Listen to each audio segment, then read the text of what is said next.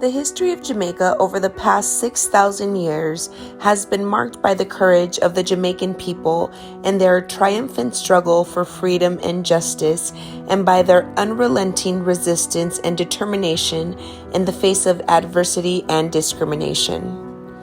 The first Jamaicans were the Taino Indians who settled in Jamaica around 4000 BC. They were Stone Age people who had migrated to Jamaica from the northern coast of South America. After living continuously in Jamaica, the Tainos established an estimated 200 villages by the time Christopher Columbus set foot on the island in 1954. And they were about 60,000 people in population at that time. The earliest record of ganja was in the writings of the Chinese emperor Shen Yun dating 2737 BC. He mostly wrote about the herb's medicinal value, focusing on its use in treatment of malaria, gout, and rheumatism, and ironically, absent-mindedness. Christopher Columbus arrived in Jamaica on May 5th, 1494, and within 50 years, he completely wiped out the Taino people. He traveled primarily to the Caribbean, including the Bahamas, Cuba, Santo Domingo, and Jamaica, and in his latter two voyages traveled to the coast of eastern Central America and northern South America. Jamaica was settled by the Spanish in 1510, and the indigenous Taino people were forced into slavery and eventually exterminated. In the early years of the 16th century, the practice of importing slaves from West Africa to work in Jamaica began. Over 600 Africans were imported for slavery during that time. In 1655, a British expedition under Admiral Sir William Penn and General Robert Venables captured Jamaica and began expelling the Spanish, a task that was accomplished within 5 years.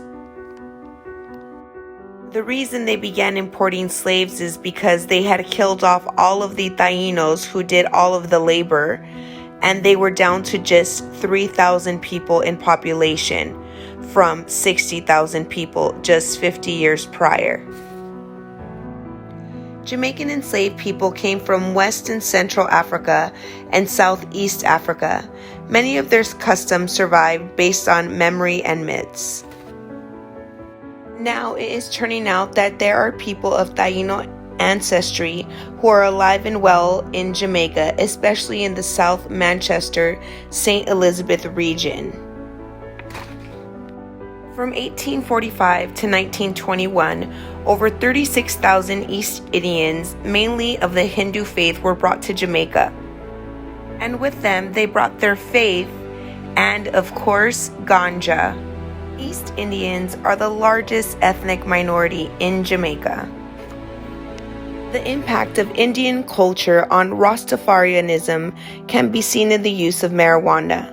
Indians introduced marijuana to the people of Jamaica as a means of achieving spiritual union with God, and this practice eventually became a key element of Rastafarian belief and practice.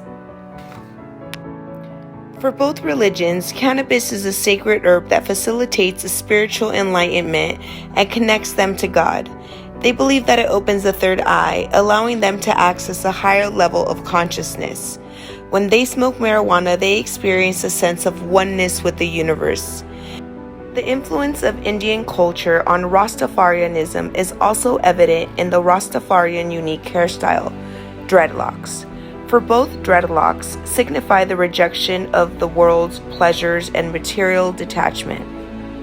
The Jamaican government enacted the Ganja Law of 1913, outlawing the herb despite its immense popularity. It did nothing to slow or stop the use of the herb. It only served to create an additional burden on the court system and to allow for their incarceration of many people, especially those of the poor rural areas and the ghettos of major towns. In In 1914, Marcus Garvey launched the United Negro Improvement Association, UNIA, to create an international awareness of the right of the black race to coexist with other peoples of the world as equals. Garvey awakened black consciousness and pride in millions of blacks in Africa and the Africa diaspora.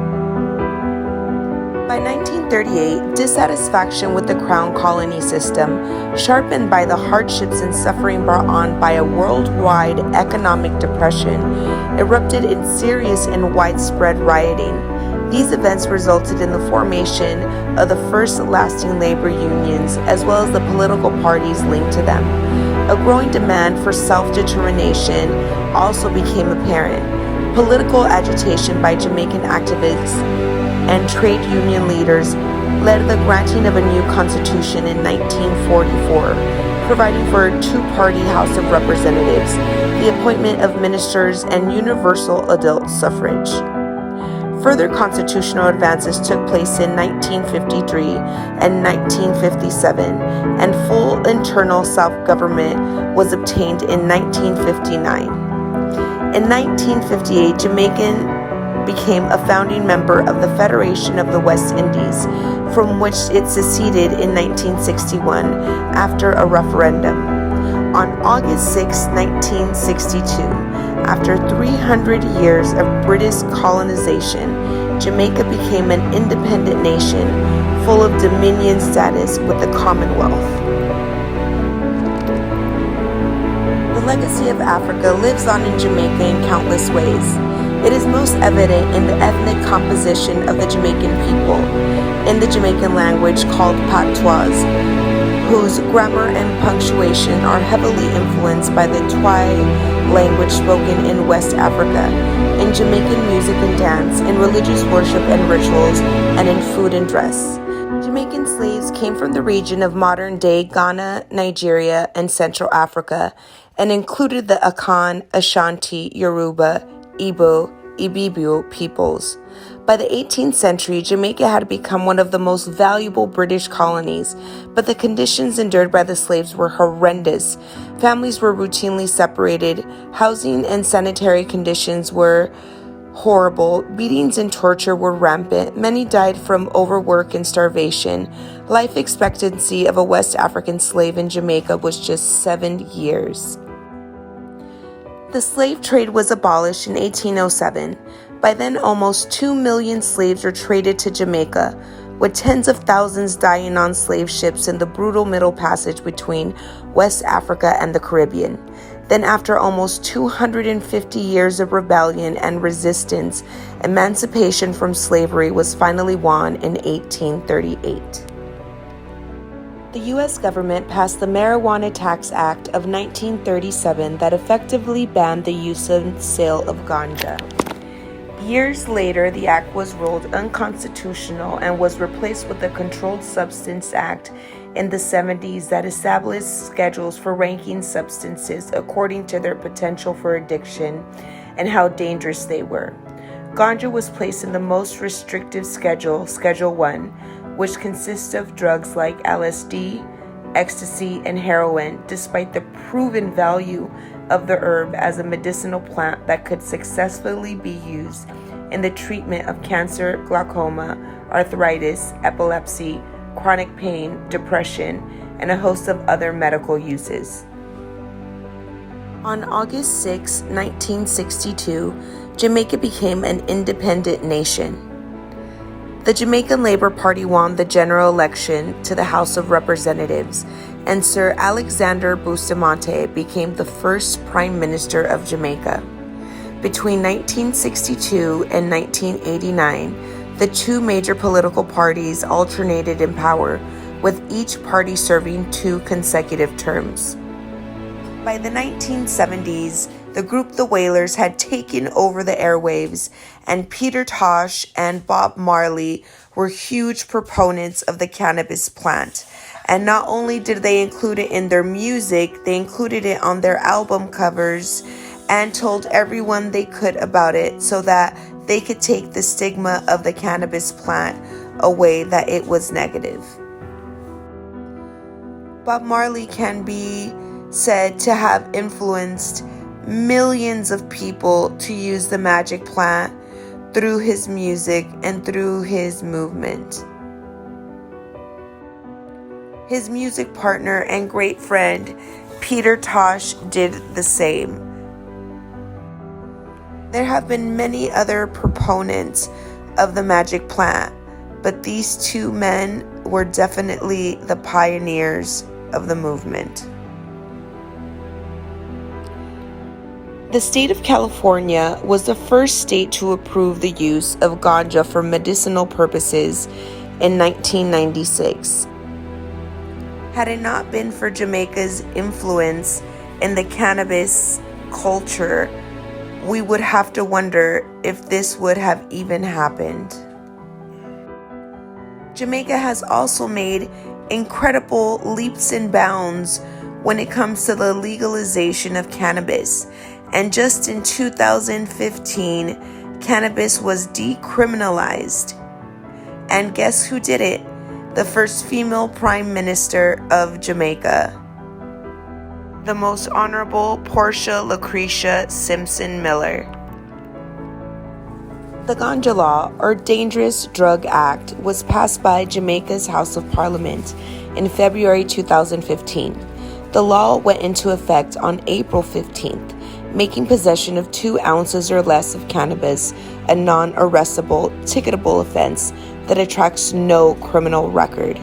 It also puts in place regulations for marijuana use by persons of the Rastafarian faith and for medical and therapeutic and scientific purposes, including development of the legal industry for industrial hemp and medical marijuana. This paved the way for Jamaica's biggest expo and business conference, CanEx, where people from over 40 different countries attend to discuss cannabis and how they can collaborate. Businessman Douglas K. Gordon is the founder of CanEx, and we had the opportunity to film our documentary at his 5th and 6th annual event. CanEx is an event like no other where you are able to meet global leaders from all over the world. In March 2018, Balram Vaswani, a longtime advocate for the legislation of marijuana, opened the first medical marijuana dispensary, Kaya Herb House, in Drax Hall, St. Anne. As of 2021, the Jamaica Cannabis Licensing Authority authorized 29 cultivators and 73 transporters, processors, retailers, and others. Marijuana was sold by legal retailers at about 5 to 10 times the cost of cannabis sold illicitly on the street. I think it's such a beautiful story that cannabis was introduced to Jamaica by West Indian indentured servants. And 173 years later, it's a West Indian that opened the first medical dispensary in Jamaica. And in 2023, there are over 70 medical dispensaries in Jamaica. Ganja has been medically prescribed and recommended for relief from the symptoms of many diseases and conditions. Some of these are glaucoma, anxiety, general nausea and vomiting, pain caused by structural or psychological disorders, neuropathy, migraine headaches, muscular plasticity and limb pain, treatment for symptoms of AIDS, treatment for symptoms of movement disorders like Tourette syndrome and Parkinson's disease. A chemical in ganja helps to stop cancer from spreading, may slow the progression of Alzheimer's disease, appears to lessen the side effects from treating hepatitis C and increase treatment effectiveness, can help with inflammatory bowel disease, helps to relieve arthritis discomfort, helps people suffering from PTSD. Some of the recreational benefits are: it helps us to relax, can open up one's mind to new ideas and possibilities, Smoking ganja helps people to experience things like music and films more intensely, can spur creativity in those who are artistically inclined, can help one to get in touch with one's higher self spiritually. Products can also be made from the plant. Hemp, also known as industrial hemp, is a variety of the sativa plant that is grown specifically for the industrial uses of its derived products. It was used in China and the Middle East from as far back as 8000 BC. It can be refined into a number of commercial items such as textiles, clothing, paper, canvas, boat sails, animal feed, paint, biodegradable plastics, oil-based products, and biofuel.